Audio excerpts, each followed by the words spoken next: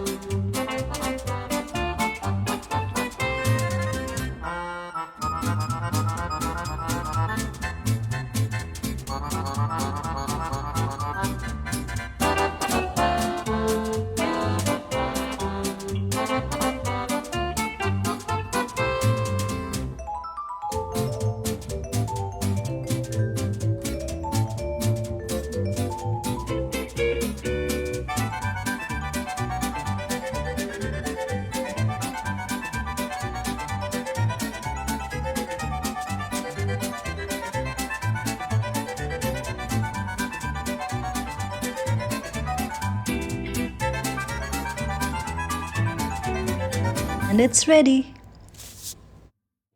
Garnish it with some rosemary, Parmesan cheese, and a little bit of olive oil. Take your time to cook this risotto and don't rush at all.